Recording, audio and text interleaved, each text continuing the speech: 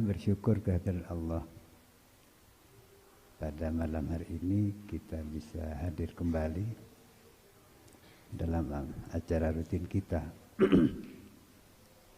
yaitu kajian akhlak tasawuf. Mudah-mudahan pertemuan kita hari kali ini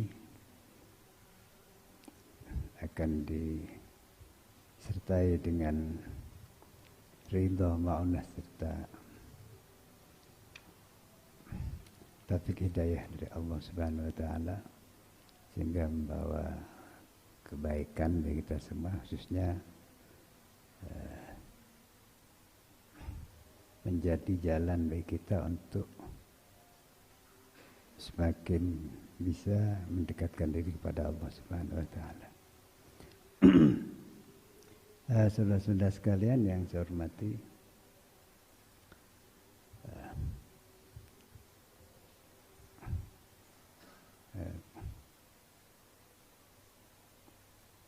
kajian kita masih tentang maqamat, yaitu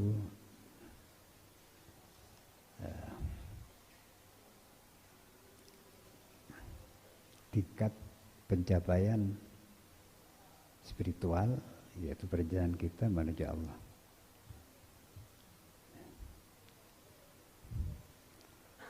Seperti kita ketahui bahwa tujuan tasawuf itu adalah untuk usul sampai kepada Allah Subhanahu wa taala, sehingga mencapai ma'rifah, pengenalan pada Allah.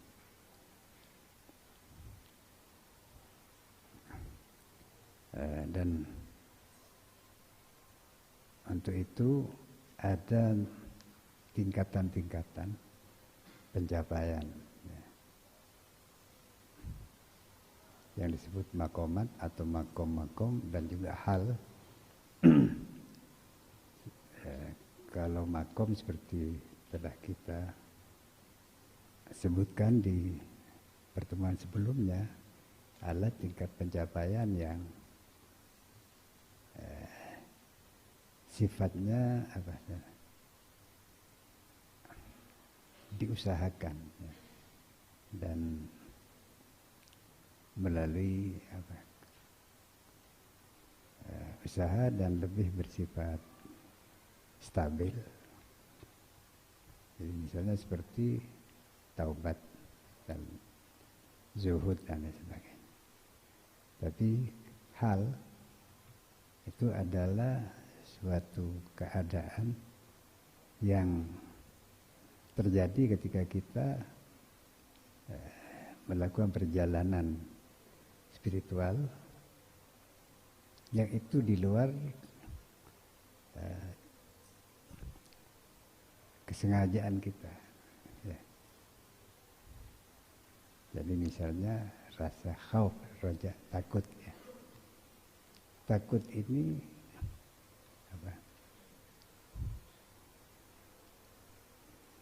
ya datang dengan sendirinya. Ya sekalipun pasti ada penyebabnya. Tapi sebab penyebab itu belum tentu pasti menimbulkan rasa takut. Misalnya orang yang takut hantu misalnya. Hantu itu. Tapi tidak selamanya orang yang lewat misalnya di pekuburan itu takut. Nah, begitu juga kepada Allah, ketika ada orang yang tahu bahwa ada Tuhan tapi tidak takut. Dan itu bisa datang dengan sendirinya dan bisa hilang juga gitu. Saudara-saudara, maqamat atau tingkat-tingkat pencapaian spiritual dalam menuju taqarrub pada Allah, dalam menuju Allah,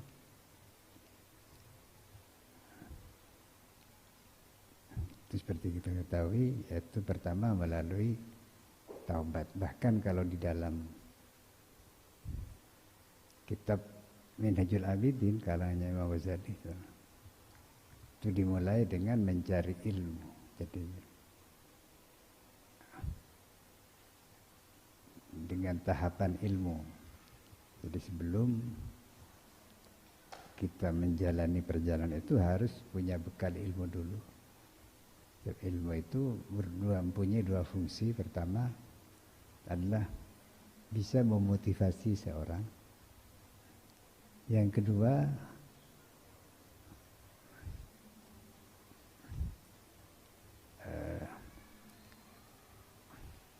adalah untuk mengetahui cara atau teknis ya, metode. Misalnya ketika orang tahu tentang Tuhan, tahu tentang sifat-sifat Tuhan, nikmat-nikmat Allah, maka dia akan terdorong untuk apa sih? Biasanya untuk beribadah kepada Allah, untuk tunduk patuh pada Allah. Bahkan bisa sampai kepada mahabbah, kecintaan. Ya. Itu ilmu sebagai motivasi. Lalu sebagai apa sih? Ilmu untuk sebagai jalan atau metode ya. Misalnya bagaimana cara takarrub pada Allah, bagaimana cara ibadah yang benar pada Allah. Itu butuh ilmu juga. Karena itu Imam Ghazali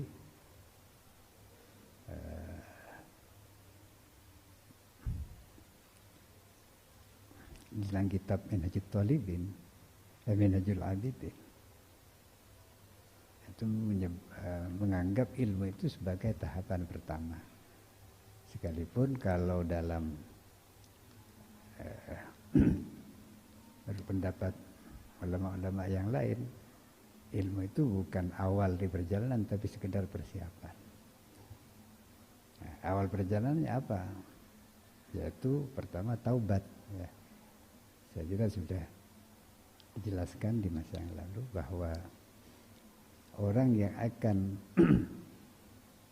berjalan menuju Allah untuk mendekati takarrub pada Allah itu harus membersihkan diri dari kotoran-kotoran, tentu ya, khususnya kotoran batin, kotoran hati.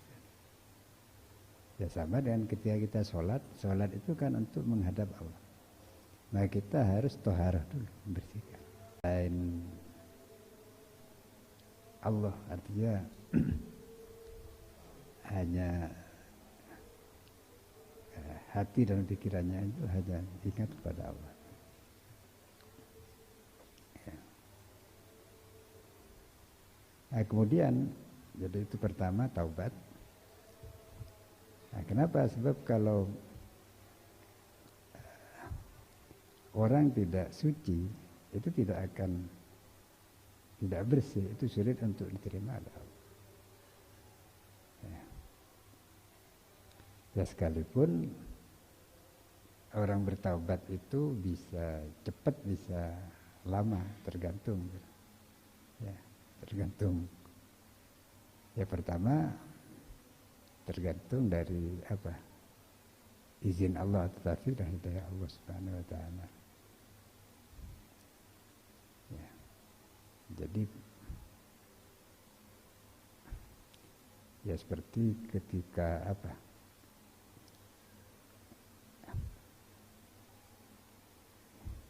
Salah satu dari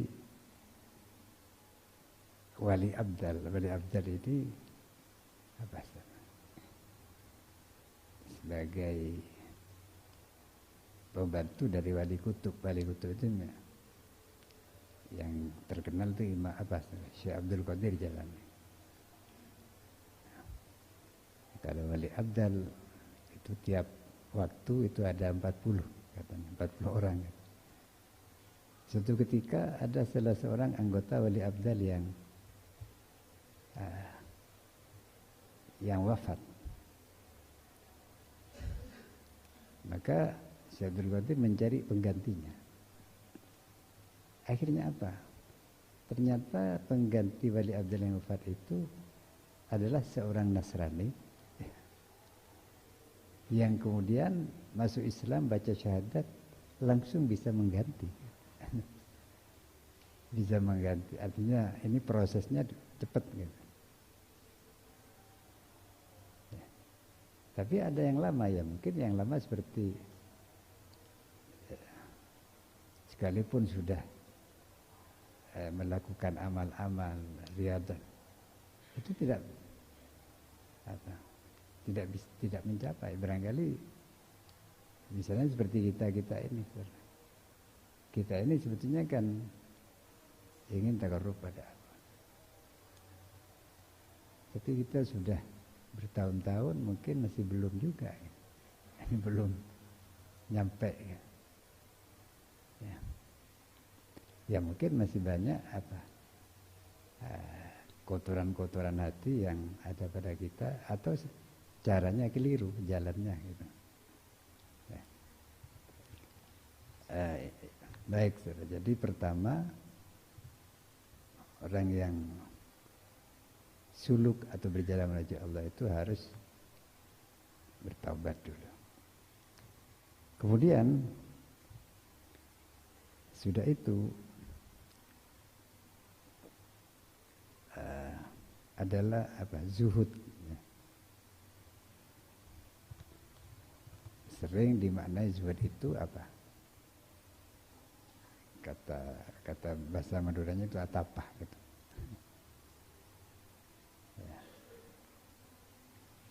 Ya, zuhud di dunia artinya. Zuhud menjauhi, sering dimaknai menjauhi kesenangan duniawi.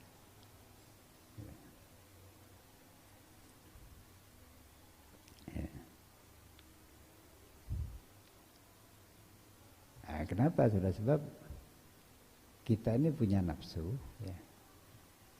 Dan nafsu kita ini senang kepada dunia itu. Jadi memang Allah menciptakan manusia ini memang menyenangi dunia. Dunia itu bisa berupa harta, kedudukan gitu. Ya kalau kawin atau apa, kalau laki-laki wanita atau sebaliknya ya. Jadi seperti disebutkan oleh Al-Quran, zuyyina linnasi hubbus syahawat minan nisa wal banin wal qanat. Biasanya yang aktif, proaktif itu laki-laki biasanya. Sehingga perempuan itu seolah-olah pasif. Jadi maksudnya pasangan. Jadi kalau laki perempuan, kalau perempuan ya laki-laki. Itu antara lain isinya dunia. Kemudian wal banin, anak. Jadi kalau orang sudah kawin itu menginginkan anak, dan kalau punya anak senang gitu. Wal qanatir muqantar, dan harta yang melimpah.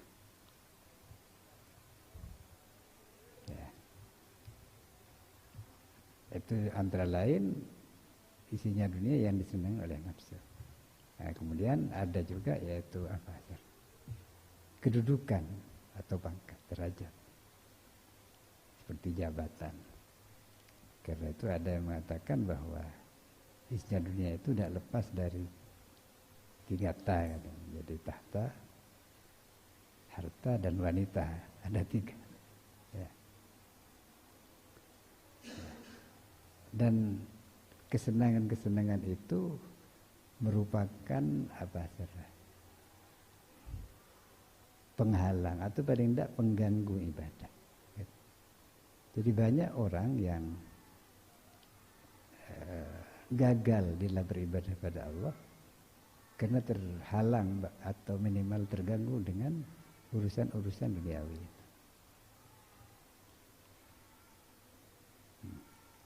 Jadi karena itu Ya kita memang tidak terhindar menyenangi dunia itu. Sebab memang manusia itu diciptakan punya nafsu yang mencintai itu, menyenangi dunia. Tapi kita harus tahu bahwa dunia itu adalah menyenangkan memang, ya. Tapi hanya sesaat, artinya tidak abadi. Dan semua itu tidak hakiki. Misalnya, ketika kita masih belum kawin, padahal sudah dewasa, gitu, pasti ingin kawin. Dan kita membayangkan bagaimana kalau kita kawin, senengnya gitu. Tapi sudah kita kawin ternyata akhirnya ya hanya di awal yang senang gitu. Waktu kemanten baru atau berbulan madu. Sudah itu sudah mulai berkurang kesenangannya, bahkan bisa-bisa menjadi bosan. Sehingga kalau tidak dijaga itu akhirnya bisa terjadi perceraian. Jadi hanya sementara sebenarnya. Ya. Begitu juga ketika orang itu lapar. Itu membayangkan bagaimana saya kalau ada makanan yang enak. Misalnya kalau yang senang sate gulai misalnya. Bagaimana kalau saya makan sate gulai. Ternyata sudah makan dan sudah kenyang. Itu senangnya sudah habis. Jadi senangnya itu, nikmatnya itu ketika masih lapar dan ketika makan. Nah, sesudah kenyang, jangan diteruskan. Kalau diteruskan bukan nikmat, tapi bisa penyakit yang datang. Karena itu sekarang penyakit yang banyak diderita oleh orang-orang saat ini itu karena pola makan yang tidak baik. Jadi misalnya darah tinggi, kemudian diabetes, ginjal gitu. Itu kan karena pola makan. Maka itu Nabi itu kan sering berlapar-lapar ya. Dan lebih banyak puasa ketimbang tidak. Ya. Jadi itu termasuk bentuk zuhud. Ya. Tapi bukan berarti zuhud itu lalu tidak boleh mengambil, mencari dari kebutuhan-kebutuhan yang duniawi itu. Sebab dunia itu memang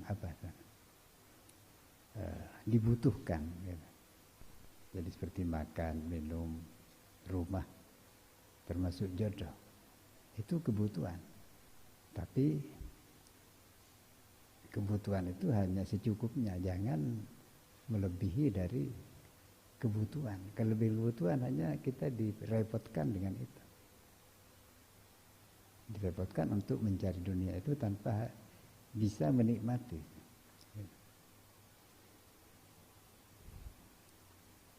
Ya, mungkin kalau kita niru Nabi mungkin tidak bisa. Nabi itu sebetulnya menjalani hidup miskin gitu. Tapi beliau itu menjadi miskin itu bukan terpaksa. Tapi memang sengaja miskin. Bahkan di antara doa Nabi itu Allahumma ahyini miskinan wa amitni miskinan wa syurni yaumil qiyamah wal masakin. Ya Allah, hidupkan saya dalam keadaan miskin. Ya, wa amitni miskinan, dan matikan saya dalam keadaan miskin, wa syurni yaumil qiyamah wal masakin. Dan kumpulkanlah kelak di hari kiamat fi zumratil masakin, atau ada yang mengatakan ma'al masakin, bersama orang-orang miskin. Jadi Nabi itu senang ya kepada kemiskinan. Tapi bukan berarti kaya itu buruk gitu. Ya, sebab ini sama-sama berisiko. Kaya ada risikonya, miskin ada risikonya juga. Ya. Nah, kalau orang seperti Nabi miskin, itu bagus karena Nabi sabar menahan itu. Ya. Tapi kalau kita tidak kuat niru Nabi. Ya. Nabi itu kan tidak pernah menyimpan harta. Cukup apa yang dibutuhkan hanya sehari itu, selebihnya sudah diberikan pada orang. Nabi itu kalau ingin kaya itu bisa kan. Sebab Nabi itu kan juga dapat bagian dari misalnya harta ghanimah, rampasan perang, itu kan dari negara ya. Kemudian dari harta faid, itu harta yang didapat dari orang-orang non muslim yang hidup di negara Islam. Kemudian banyak orang berikan hadiah kepada Nabi. Tapi kalau zakat Nabi tidak terima karena Nabi itu karena zakat tidak boleh ya bagi Nabi dan keluarganya. Tapi kalau hadiah boleh. Tapi Nabi tetap hidupnya sederhana sekali, tidak numpuk-numpuk kekayaan harta itu. Lalu dikemanakan hartanya? Ya dibantukan kepada orang-orang yang membutuhkan atau untuk perjuangan dan sebagainya. Sehingga Nabi itu kadang-kadang kelaparan gitu. Bahkan pernah perut beliau itu diganjal dengan batu, pernah. Tapi beliau itu kan kuat menjalani hidup seperti itu. Misalnya suatu ketika pulang ke kediaman beliau, tanya pada keluarganya, hari ini ada makanan enggak? Kemudian kalau dijawab, tidak ada ya Rasul. Idzan asumu, kalau gitu saya puasa saja. Enak ya, jawabnya itu enak. Tidak ada makanan, puasa. Jadi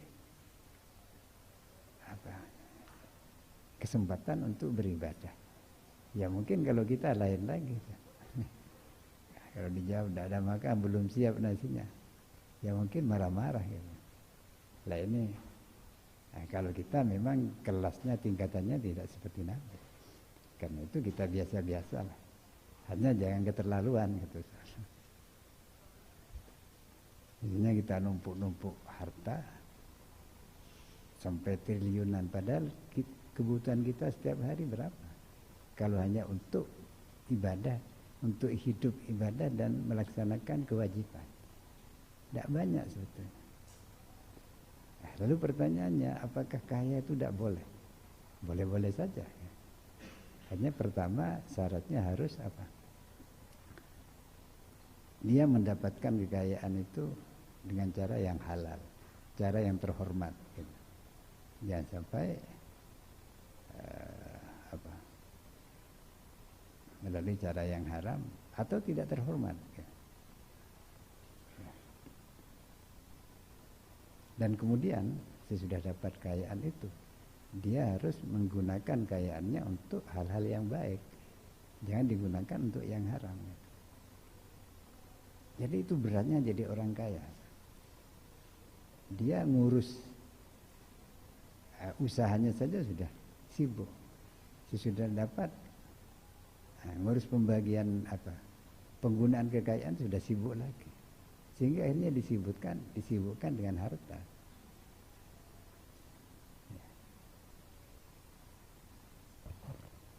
Ya, tapi sekali lagi kekayaan itu bukan sesuatu yang buruk gitu. Artinya karena itu dibutuhkan juga. Jadi misalnya untuk pembangunan, kalau ada orang yang punya uang kan tidak bisa. Tapi jarang orang yang kuat ketika menjadi kaya. Banyak orang ketika masih hidup pas-pasan, hidup miskin, dia itu istiqomah ibadahnya, akhlak, santun, gitu, sabar, ke tetangganya, ke keluarganya,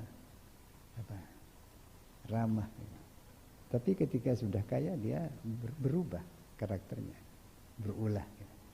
Mulai jarang-jarang pulang, ya. Atau mungkin tidak peduli lagi dengan istrinya, dengan anaknya. Dia dia karena kawin lagi misalnya. Lah ini artinya orang itu tidak kuat pegang harta, pegang kekayaan. Ya, banyak orang sombong karena kekayaannya atau karena jabatannya. Ya. Nah, karena itu mengapa Nabi memberikan contoh kepada kita untuk hidup fakir, sekalipun Nabi itu andaikan kaya, ya pasti kuat juga. Sebab kaya itu tidak buruk, seperti Nabi Sulaiman misalnya. Dia sebagai raja, alim lagi, kemudian nabi, ya. Dan kaya. Tapi beliau nabi. Tentu kalau nabi ini kan derajatnya di atas wali. Tapi siapa yang kuat memegang kekayaan dan jabatan seperti itu? Jarang. Karena itu Nabi mencontohkan kepada kita untuk diteladani dengan kefakiran. Ya. Itu pun jarang yang niru Nabi tentang kefakirannya. Coba kira-kira kalau kita berdoa seperti doanya Nabi, Allahumma ahyini miskinah, kira-kira berani enggak? Coba kalau kita berdoa kan, Allahumma arzuqni rizqan katsiran gitu. Jadi mohon rezeki yang banyak. Jadi contohnya fakir, tapi kita tidak mau mencontoh kalau urusan itu. Tapi kalau urusan kawin, lah ini istilahnya ittiba Nabi gitu. Poligami ittiba Nabi. Padahal Nabi itu kawinnya dengan janda-janda, gitu. Janda-janda tua. Orang yang mengatakan ittiba Nabi milih yang muda-muda, ini kan Nabi dibuat apa? Kebaikesah gitu. Tidak benar. Bukan tidak boleh, boleh saja. Tapi sekali lagi tidak usah mengatakan ittiba Nabi kalau itu hanya untuk bersenang-senang. Jadi ini perlunya zuhud supaya kita tidak, perjalanan ibadah kita untuk dekat pada Allah itu tidak terganggu dengan kesenangan-kesenangan duniawi itu. Ya. Dunia itu kebutuhan tapi bukan tujuan. Dan ini yang perlu.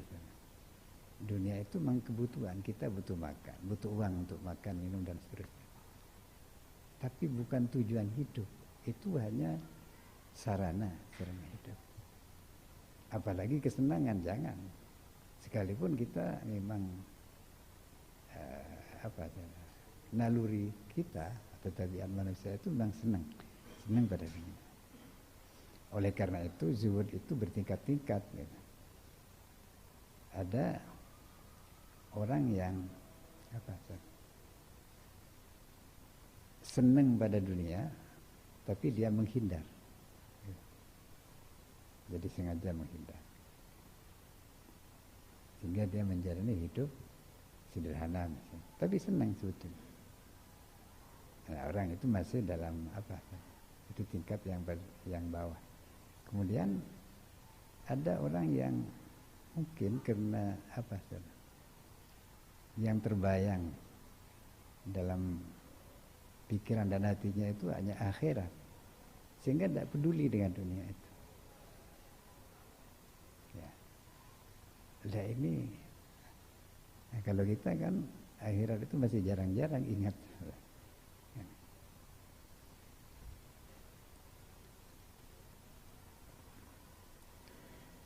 Hanya kadang-kadang memang ada orang yang nampaknya orang itu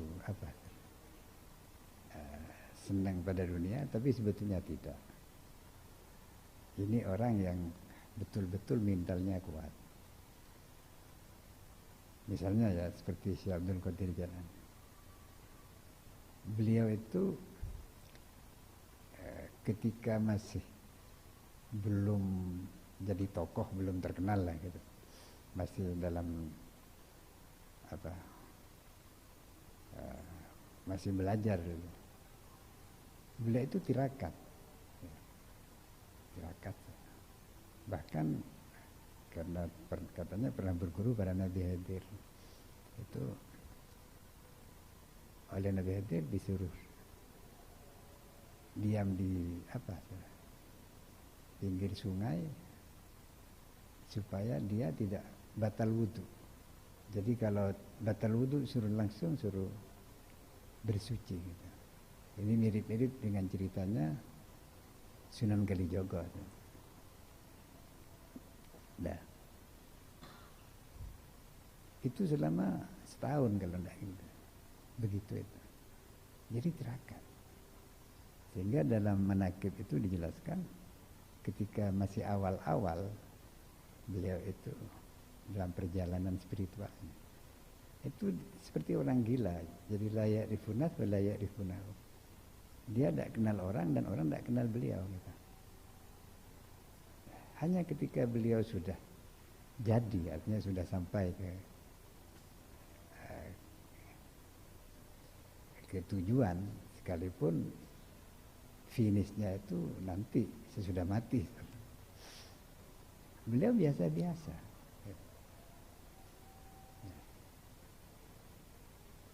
Ya makan biasa. Kadang-kadang pakai daging ayam gitu. Nah, ini pernah suatu ketika ada tamu itu suan kepada Syekh Abdul Qadir. Dan tamu itu wali murid lah katanya. Jadi mondok anaknya. Kemudian mungkin oleh Syekh Abdul Qadir murid-muridnya itu disuruh tirakat, riyadhah. Si tamu ini ketika suan, ternyata waktu itu Syekh Abdul Qadir itu dahar atau makan ayam itu, daging ayam. Tamu ini kan berbisik di hatinya, ya. Wah ini kok santrinya suruh tirakat, tapi kiainya kok bermewah-mewah katanya. Ya mungkin Syekh Abdul Qadir itu tahu bisikan si tamu itu. Akhirnya tulang belulang ayam itu dikumpulkan. Kemudian Syekh Abdul Qadir itu mengatakan kepada tulang itu, "Qumi biiznillah, bangunlah kamu dengan izin Allah." Akhirnya tulang itu berubah jadi ayam hidup. Syekh Abdul Qadir lalu berkata, kemudian zuhud ini juga ada zuhud dari barang haram. Kalau itu wajib ya, zuhud yang wajib. Jadi kita meninggalkan menjauhi barang haram. Kemudian zuhud dari hal-hal yang tidak haram tapi bisa mendorong orang kepada barang haram. Dan itu harus dihindari juga. Kemudian ada zuhud yang meninggalkan barang yang mubah tapi tidak diperlukan, itu harus ditinggalkan juga. Kenapa? Jadi misalnya seperti kekayaan ya, harta itu kalau terlalu banyak melebihi kebutuhan dan tidak diinfakkan dengan benar, itu hanya menjadi beban bagi kita. Kita hanya disibukkan ngurus harta. Ini ada di Cina ya, di Hong Kong mungkin. Itu orang perempuan tidak punya anak. Dia kekayaannya triliunan. Sudah mati, ya tidak ada yang ngurus. Lalu untuk apa harta yang banyak?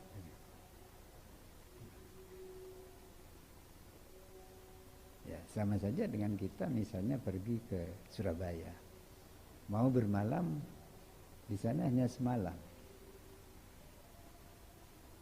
Nah, bagaimana? Ya cukup bawa pakaian selain yang dipakai cukup bawa pakaian satu saja, jangan pakai 10 pakai satu tas dipenuhi pakaian seperti orang mau haji. Itu hanya memberatkan. tidak dipakai tapi dibawa ketika kita pergi berat, ketika pulang juga tanpa dipakai juga menjadi beban kita. Jadi karena itu secukupnya dunia ini. Dan lagi, mengapa kita ini kok sebaiknya hidup itu sederhana? Karena ketika orang punya harta banyak, urusannya itu apa? Panjang di akhirat. Jadi sama dengan pejabat lah. Orang yang mau jadi menteri umpamanya, apalagi jadi presiden, itu kan hartanya kan diaudit dulu ya. Sebelum jadi dan sudah jadi, itu diaudit kira-kira berapa. Nah, kalau lalu ketika jadi pejabat akhirnya melonjak banyak, itu perlu dicurigai itu dari mana. Kecuali kalau dia pengusaha. Jadi ada urusan, ada auditnya. Di akhirat tentu auditnya itu ya lebih teliti. Karena itu misalnya ada orang kaya, ada orang miskin, orang fakir, sama-sama masuk surga. Yang paling cepat itu orang miskin masuk surga. Kenapa? Sebab auditnya tidak lama. Karena dia tidak ada kekayaannya. Ini kalau sama masuk surga ya.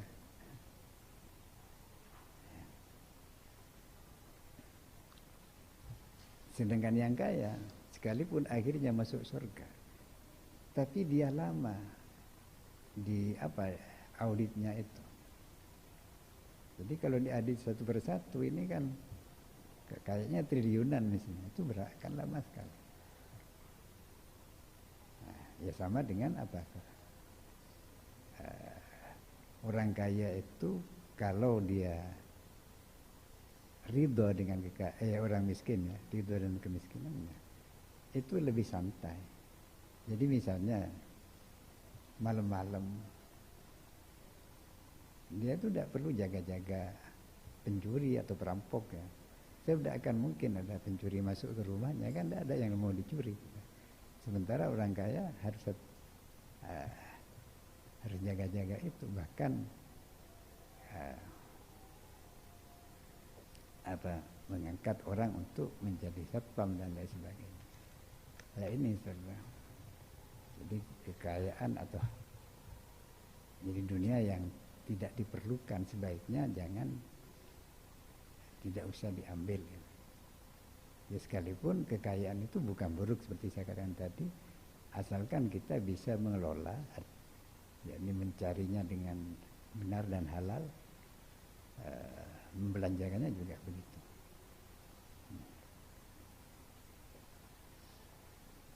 Sekalipun jarang orang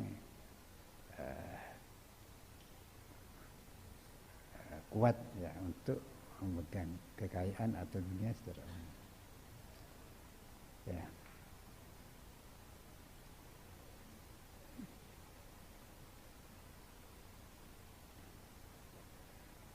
Baik.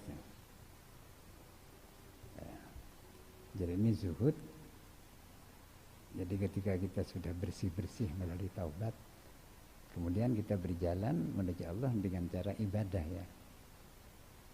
Maka supaya kita tidak terganggu dengan kesenangan-kesenangan duniawi dan dengan nafsu kita harus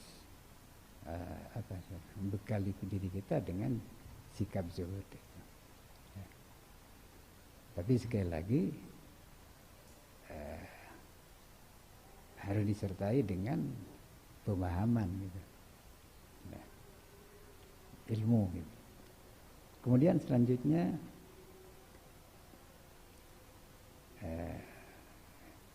sejalan dengan zuhud itu adalah al-faqr, fakir. Ini seperti dicontohkan oleh Nabi tadi. Ya, atau sederhana lah, hidup sederhana. Hanya memang jadi ini kita tidak mengambil kebutuhan kita pada dunia itu kecuali hanya seperlunya. Kalau Nabi itu bukan hanya seperlunya, sedaruratnya. Ya. Jadi ada orang makan, ya, ada yang 3 kali. Nah, kalau 3 kali sudah banyak itu. Nah, 2 kali itu sudah lumayan lah. Tapi kalau Nabi itu 1 kali, kadang-kadang tidak makan. Dan beliau itu kuat. Itu seperlunya. Kalau Nabi bukan tingkatan hajat tapi darurat. Jadi kalau tidak darurat tidak makan.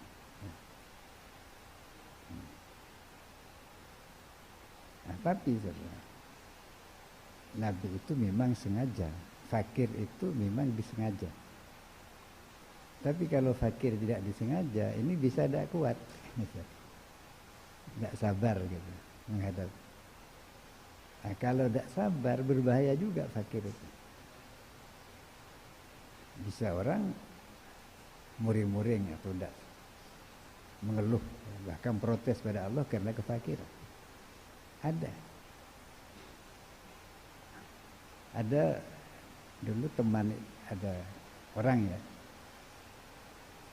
yang awalnya itu istiqomah sholat, lama-lama tidak sholat. Sudah ditanyakan, kenapa kamu tidak sholat? Wah, saya sudah bertahun-tahun sholat tetap miskin gitu. Jadi apa? Dia tujuannya kaya. Jadi ibadah untuk menjadi kekayaan itu tidak benar gitu. Ibadah itu untuk mendapat rahmat dan ridho Allah, mestinya begitu. Nah, soal miskin dan kaya itu urusan terserah Allah lah gitu. Tapi kita yakin bahwa ketika orang melaksanakan kewajibannya ikhlas karena Allah, mengabdi kepada Allah, pasti Allah yang akan mengurus kebutuhan-kebutuhannya, sekalipun tidak harus kaya. Jadi yang penting dia menjadikan ibadah, menjadikan agama atau ibadah sebagai agenda pokok hidup itu. Nah, ini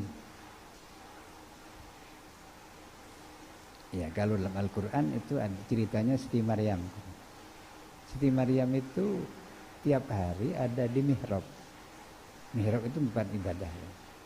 Kamarnya itu tiap hari ada di mihrabnya. Tapi tiap hari juga di kamar Siti Maryam itu ada makanan ya. Sehingga Nabi Zakaria itu heran ya. Jadi wajar indah rizqo ya. Nabi Zakaria heran, tanya kepada Siti Maryam, ya Maryam, anna laki hadza. Maryam, kau dapat dari mana ini? Maka Siti Maryam menjawab, hadza min indillah, ini dari Allah. Ini luar biasa ya. Jadi Siti Maryam tidak keluar kemana-mana, diantari makanan oleh Allah gitu. Entah melalui siapa. Ya bisa saja misalnya malaikat. Dan Siti Maryam itu luar biasa, banyak mengalami hal-hal yang di luar kebiasaan. Seperti ketika hamil, itu bukan karena kawin, bukan. Wanita suci sebenarnya. Jadi kalau orang betul-betul mengabdi kepada Allah dengan sungguh-sungguh, fokus, itu pasti dimudahkan, pasti. Nah, ini di Pamekasan, daerah ya Padumau itu, di situ ada dulu ada seorang kiai yang terkenal, namanya Kiai Abdurrahman, dikenal dengan Fujuk Rabah. Rabah itu nama desa. Sekarang kesehariannya ada di Rabah itu. Nah, ini menurut cerita para sepuh kan. Ketika Fujuk Rabah itu punya tamu, kemudian apa? Tidak punya lauk ikan, mungkin hanya punya nasi, tidak punya lauk. Lalu ada apa? Burung telkok itu, yang sering di sawah itu putih warnanya ya agak besar. Itu datang menjatuhkan ikan di halaman rumahnya Fujuk. Artinya apa? Allah mengantari ikan Fujuk Raba itu dengan menyuruh telkok. Nah, ini kan luar biasa. Ini karomah.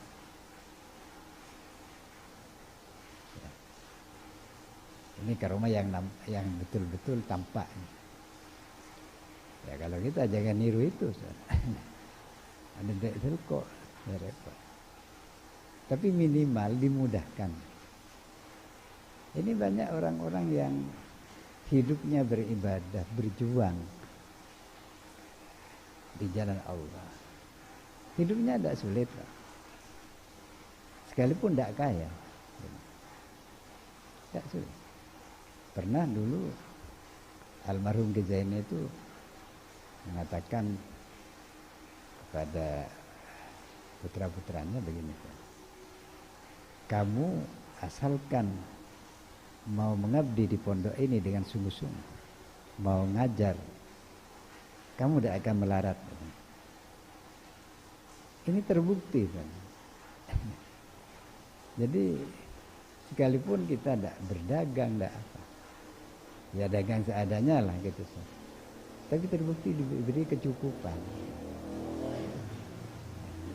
Tapi tentu itu tadi, jadi hidupnya sederhana, jangan mewah ya. Ya.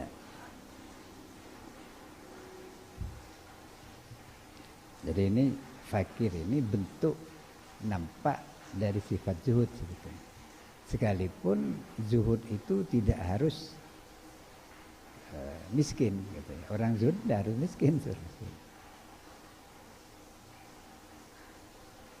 Tapi dia tidak menyenangi dunia, tidak menjadikan benda-benda dunia ini sebagai tujuan, dan apalagi menjadi kesenangan. Ya. Ini ceritanya apa? Ki Abdul Aziz, Temporoja Jember. Beliau itu kaya, sawahnya ratusan hektar. Menurut informasi beliau punya tuku di Surabaya, tuku besar itu. Kalau tidak keliru apa? Itu Siola apa itu? Tuku besar. Tapi beliau tidak ngurus, kekayaannya tidak diurus. Sekarang putranya juga kaya. Apa? Rabdu itu punya mall Galaxy ya.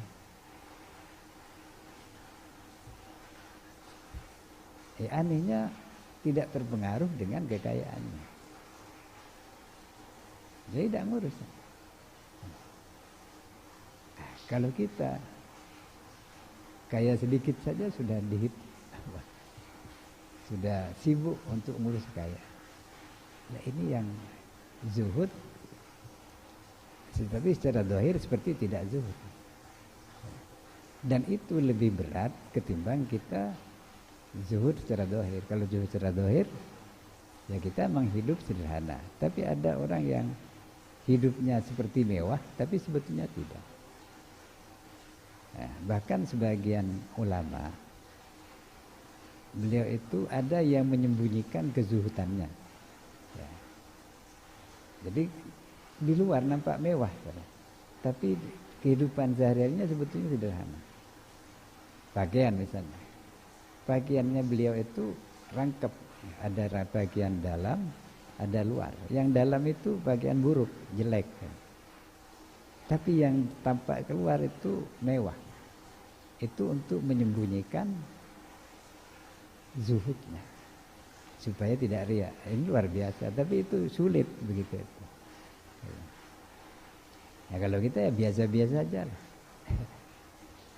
Yang penting jangan numpuk-numpuk apa saja. Jangan numpuk-numpuk harta, menjadikan harta sebagai tujuan hidup kita, apalagi sebagai kesenangan. Cukuplah harta itu sebagai kebutuhan, dan kalau lebih dari kebutuhan kita infakkan untuk untuk orang-orang yang butuhkan.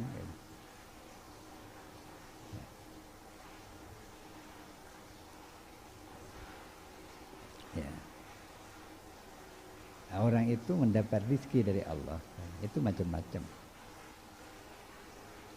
Ya, ada orang yang harus bekerja di sawah, berdagang, kerja di perusahaan. Itu memang kerja untuk cari uang. Tapi ada pengabdi. Pengabdi itu ya seperti pegawai lah. Pegawai itu bukan pekerja, jangan kita menjadi pegawai itu tujuannya cari uang. Itu salah kan. Ya. Dan sekarang ini pada umumnya orang daftar pegawai, terutama pegawai negeri ya, itu tujuannya kebanyakan cari uang. Itu sebenarnya tidak benar, sebab kita jadi pegawai itu untuk mengabdi pada negara, pada masyarakat. Atau kalau mengabdi di lembaga swasta seperti pesantren misalnya, itu untuk pengabdian. Nah, kalau niatnya pengabdian, ada nilai ibadahnya, itu ada pahalanya dan ada barokahnya. Tetapi kalau bekerja, ya mungkin dapat uang, tapi tidak banyak, dan itu tidak barokah. Jadi ketika orang mengabdi untuk cari uang, itu tidak barokah biasanya. Tapi kalau ikhlas, tulus mengabdi, itu biasanya barokah, diberi cukup bahkan lebih. Ya saya masih, ya sekalipun saya tidak perlu menyebut nama ya, ada orang yang mengabdi di suatu pesantren, kemudian ya kebetulan suami istri, dia anaknya punya anak sudah pendidikannya tuntas dan bisa haji dan punya mobil. Ya sekalipun tidak kaya sebenarnya, tapi cukuplah, diberi kecukupan. Kenapa? Sebab kalau kita mengabdi ikhlas karena Allah, berarti kita bekerjanya kepada Allah. Kalau kita bekerja di pabrik, maka bekerjanya kepada perusahaan. Nah, perusahaan itu kan tidak bisa memberi lebih, rezeki itu tidak bisa. Rezeki itu Allah yang yang memberi, dan yang menakar itu Allah. Maka kalau kita mengabdi kepada Allah, maka Allah yang memberi langsung. Memang ada perantara, sebab Allah itu tidak memberi rezeki itu langsung, ya ibarat kita memberikan langsung dengan tangan, itu tidak. Ya sama dengan ketika Allah memberi makan kita, hujan diturunkan, lalu tumbuh tumbuhan, dan hasil tanaman itu lalu bisa kita makan. Dan ini cara Allah memberikan rezeki. Ada sebab, tapi dimudahkan sebab itu. Jadi karena itu kita jangan sampai menjadikan dunia itu sebagai tujuan hidup, apalagi menjadi kesenangan. Kalau tujuan saya jangan gitu. Kalau menjadi kesenangan, maka kita akan diperbudak oleh dunia itu. Nah, sebab ada makalah dalam bahasa Arab, man ahabba syai'an fahuwa abduh. Orang yang mencintai sesuatu, dia akan diperbudak oleh sesuatu. Pasti sih. Ya. Jadi jangan sampai. Ya kita memang tidak munafik ya. Kita ini senang pada harta itu senang. Pada jabatan juga senang. Tapi harus dikendalikan. Kesenangan itu dikendalikan. Supaya kita tidak diperbudak oleh kesenangan kita itu. Nanti kita ngejar-ngejar harta, ngejar-ngejar jabatan. Sudah dapat ternyata sama saja, tidak akan bahagia. Jadi misalnya ya, kita ingin jadi presiden, kita sudah nyalon berusaha, tapi banyak yang tidak jadi-jadi gitu. Jadi pun sibuk, tidak bisa menikmati. Kalau memang tujuannya kita untuk bersenang-senang. Tapi kalau untuk mengabdi, jadi pejabat, termasuk jadi presiden untuk mengabdi, itu berarti berjuang gitu. Ada pahalanya.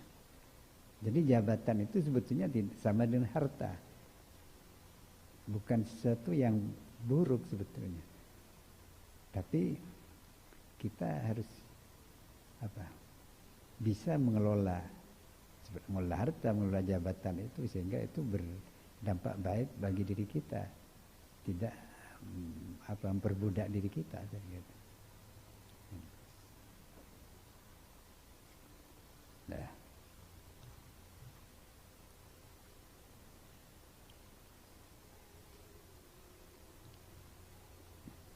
Kemudian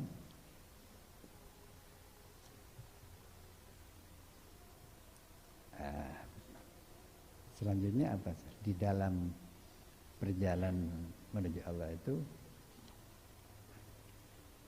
ya tentu bekal utamanya itu sabar. Ya. Kenapa? Sebab memang berat. Orang takarrub pada Allah. Takarrub pada Allah itu bukan mendekatkan diri ya kepada Allah. Itu tidak sama dengan kita mendekatkan diri kepada sesama manusia. Atau kedekatan itu tidak diukur secara fisik. Jadi seperti kita sekarang kumpul di sini.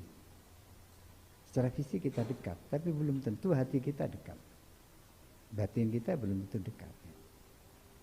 Maka dekat pada Allah itu bukan diukur secara fisik, tapi diukur secara batin.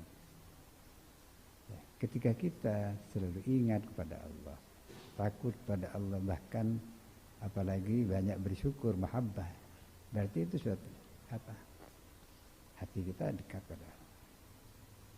Sekalipun kedekatan pada Allah di jalannya itu adalah ibadah, artinya taat tunduk pada Allah, melaksanakan perintah Allah. Orang itu menjadi wali kalau orang itu selalu melaksanakan perintah Allah dan menjauhi larangannya, mulai dari perintah wajib sampai yang sunat gitu. Itu dalam hadis qudsi dikatakan, ma taqarraba ilayya al-mutaqarribun afdala mimma aftaratu alaihim. Ya. Jadi tidak ada orang yang mendekatkan diri kepadaku, kata Allah. Ini hadis qudsi ya. Tidak ada orang yang mendekatkan diri kepadaku, aku Allah, ya, bimithli ma iftaratu alaihim, yang seperti orang yang melaksanakan sesuatu yang aku wajibkan kepada dia. Misalnya sholat ya, sholat wajib 5 waktu, termasuk sholat Jumat, puasa Ramadan. Itu adalah langkah pertama untuk taqarrub pada Allah, dekat pada Allah.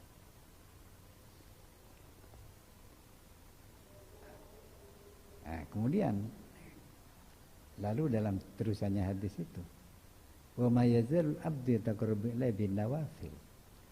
Jika seorang hamba terus-menerus mendekatkan diri kepadaku, tidak mencukupkan dengan hal-hal yang wajib, tapi yang sunnah-sunnah, bahkan yang mubah, tapi dijadikan bekal untuk untuk ibadah. Akhirnya aku mencintai dia. Hatta ahbabtuhu. Jadi misalnya kalau sholat ya, selain sholat yang wajib, banyak melakukan sholat-sholat sunat misalnya. Tapi ibadah, ingat ibadah itu bukan hanya sholat. So, ibadah itu ada ritual, ada sosial. Wali abdal itu kalau ibadah ritualnya tidak terlalu banyak, tapi sosialnya gitu. Beliau itu keliling dunia untuk membantu orang. Itu wali abdal. Mungkin kita tidak tahu bahwa dia itu wali gitu. Tapi sering bantu kita, membantu masyarakat. Jadi itu ibadah sosial. Kita tidak bisa hanya fokus pada ibadah ritual dengan tidak memperhatikan ibadah sosial. Sebab Nabi itu sholatnya sudah luar biasa ya. Ini contoh terbaik tuh Nabi. Sampai kaki beliau bengkak. Tapi perjuangannya dan menyantuni masyarakat maupun perjuangannya dalam menegakkan kebenaran luar biasa juga. Jadi seorang yang katakan sufi lah gitu. Bukan orang yang hanya wiritan di kamar atau di masjid atau di musola terus. Tapi bisa saja orang sufi itu ya pergi menyantuni fakir miskin, menyantuni yatim piatu, membuat panti asuhan. Gitu. Asalkan ikhlas, gitu. Itu bisa menjadi jalan taqarrub pada Allah. Gitu. Jadi jangan kita menganggap tasawuf itu hanya wiritan gitu. Atau berlapar-lapar. Kalau kira lapar tapi tidak bisa berbuat apa-apa, lebih baik kenyang aja. Ya kalau Nabi karena kuat, sekalipun lapar tetap bisa sholat ya. Tetap bisa mengajar, berjuang di tengah masyarakat. Itu beda. Untuk beribadah kepada Allah, menjalankan perintah, menjauhi larangannya, itu tidak ringan, perlu kesabaran. Apa sabar itu? Apakah sabar ketika orang dimaki-maki atau dipukul, dia diam saja, bahkan senyum-senyum gitu? Kalau ada orang begitu, itu orang yang tidak normal.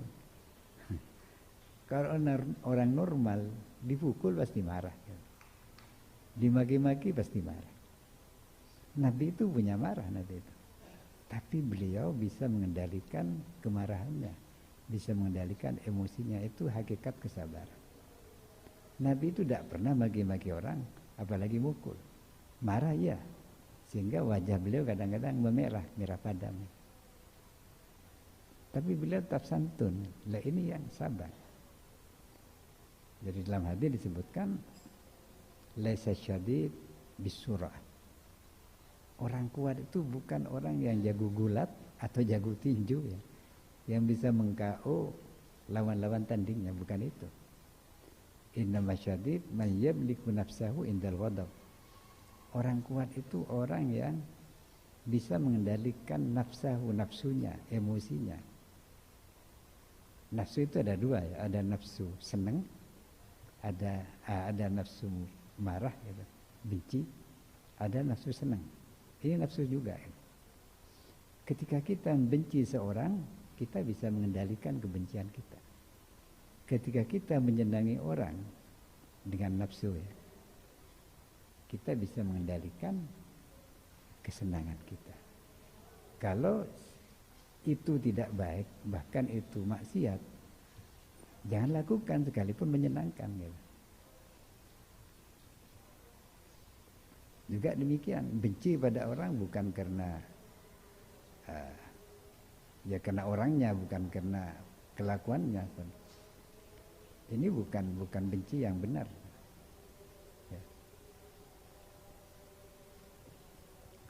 Jadi itu hakikat kesabaran. Nah, dalam perjalanan menuju Allah melalui jalan ibadah, yaitu melaksanakan perintah, menjauhi larangannya, atau melakukan hal yang diridhai Allah, itu butuh kesabaran. Kenapa? Sebab kita melawan nafsu kita sendiri. Waktunya tidur subuh, kita harus bangun gitu untuk sholat. Waktunya enak makan pagi-pagi, harus puasa Ramadan. Punya uang lalu ada pengemis, kita harus memberikan uang kita. Hal ini butuh kesabaran. Karena itu ada hadis yang mengatakan apa salah? Hufatil jannatu bil makarih. Jalan ke surga itu diliputi dengan hal-hal yang tidak enak, tidak disukai nafsu. Sekalipun sebetulnya ringan. Salat subuh itu hanya 2 rakaat. Plus wudunya dan berpakaian 5 menit atau 10 menit lah paling lama selesai. Kalau mau wiritan ya silakan. Tapi yang wajib hanya itu. Tapi beratnya bukan main. Untuk kita bangun subuh. Nah ini kan butuh kesabaran. Jadi hufatil jannah bil makan. Memang menuju surga artinya menuju kebahagiaan, kesuksesan itu butuh kesabaran. Butuh apa? Dipenuhi dengan hal-hal yang tidak disukai oleh nafsu. Wa hufatin nar bi syahwat. Neraka itu diliputi dengan syahwat, hal-hal yang disenangi nafsu. Misalnya mabuk, zina, judi, mencuri gitu, merampok, korupsi. Itu kesenangan nafsu dan itu mencelakakan kita. Ya sekalipun bukan ya selain celaka di dunia, di akhirat kalau tidak bertaubat. Ya, jadi ini apa? Pentingnya kesabaran.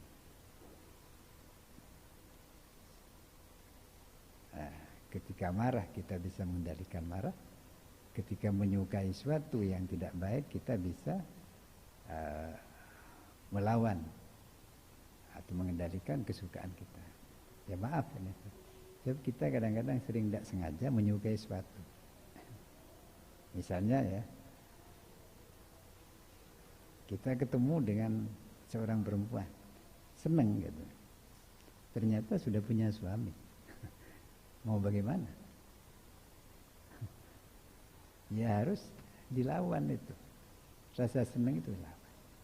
Nah, karena itu maka agama membatasi pergaulan. Jangan sampai bergaul bebas ya karena itu.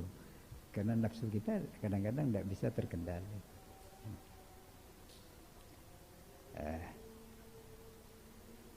Oleh karena itu kita perlu berlatih supaya sabar.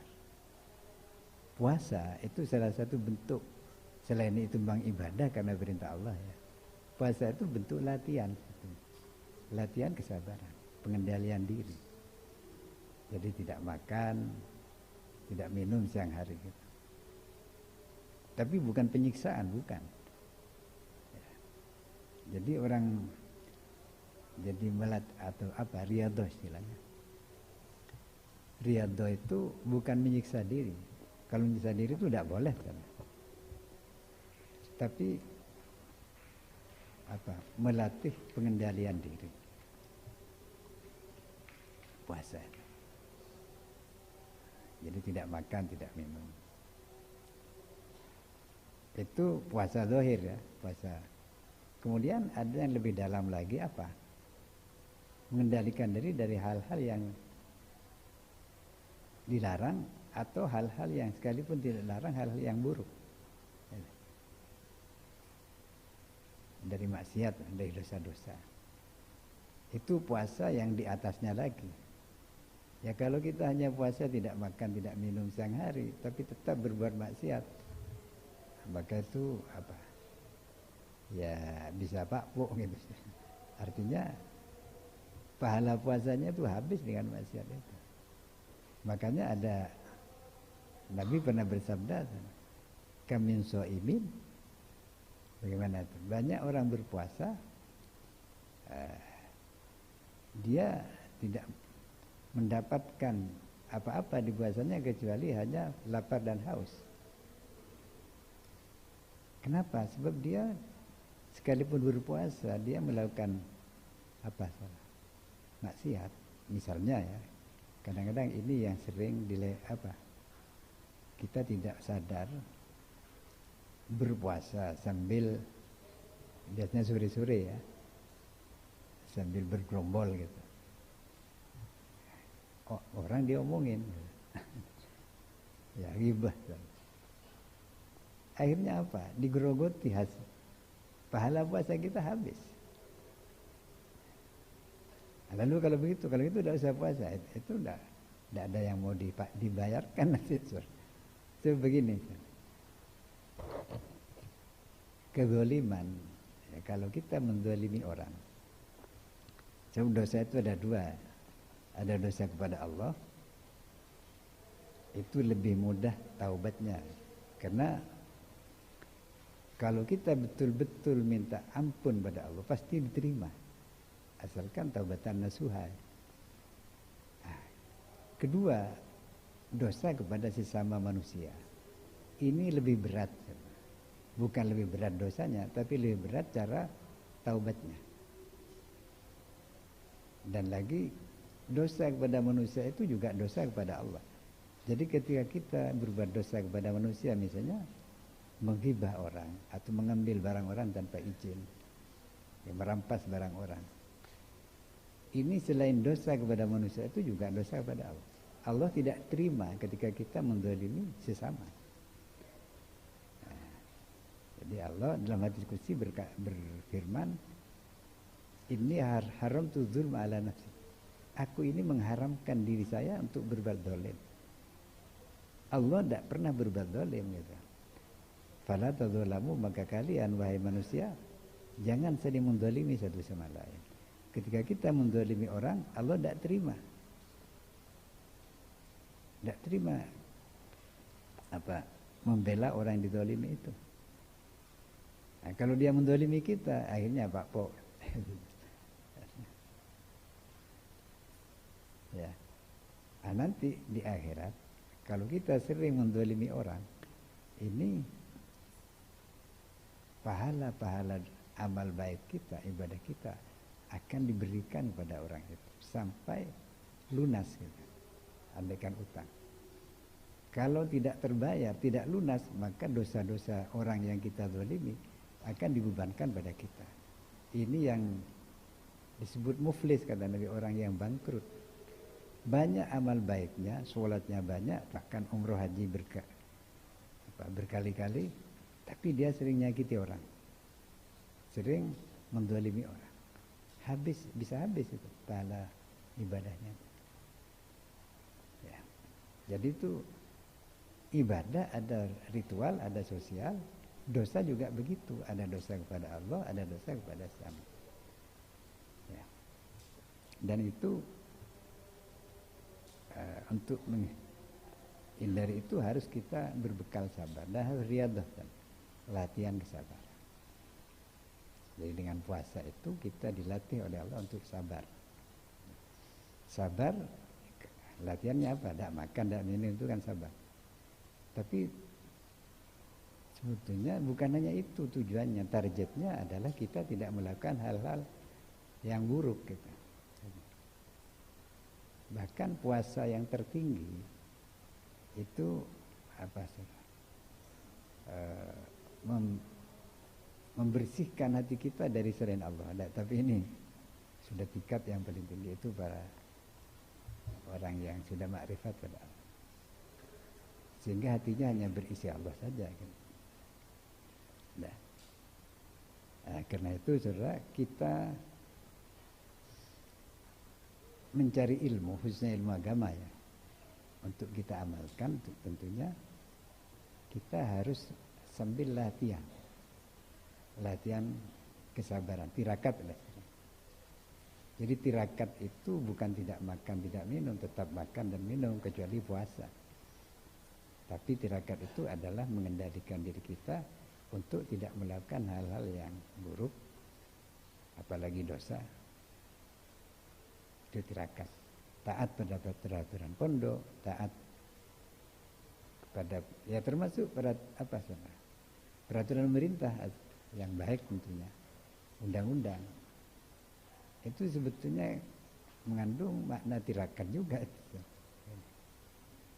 Jadi kita kan wajib taat kepada umara ulil amri. Ya.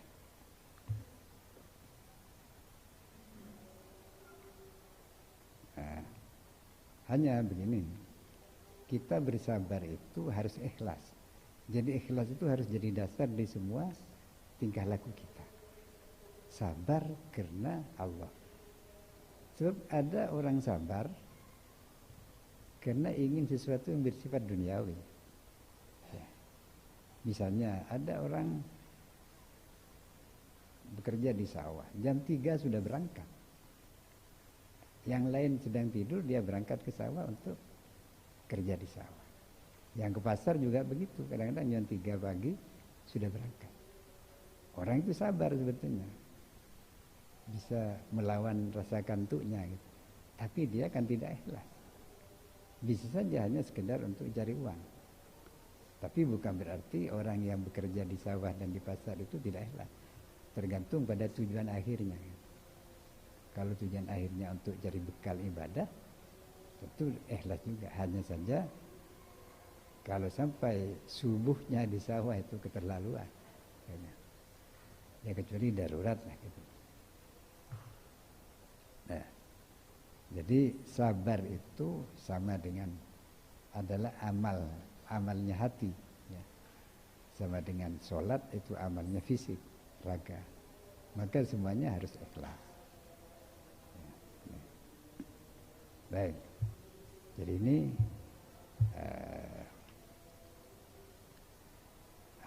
makom yang keempat, ya. Jadi yang pertama taubat, yang kedua zuhud, yang ketiga fakir, yang keempat sabar.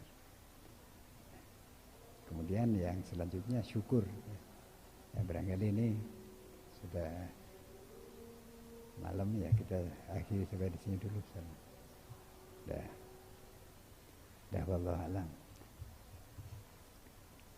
Kalamun qadimul la yamallu sama tanazzaha an qawli wa fi'li bihi ashtafi min kulli wa dalilul liqalbi inda jahli wa hairat fa ya rabbi matini bisirri huruf wa nawwir bihi qalbi wa sam'i wa muqallat wa ya rabbi waffiqni bi taqwaka ya Allah wa ya rabbi irhamni bi husni khatimati. Demikian, mohon maaf atas kurang lebihnya. Bila taufiq wal hidayah. Assalamualaikum warahmatullahi wabarakatuh.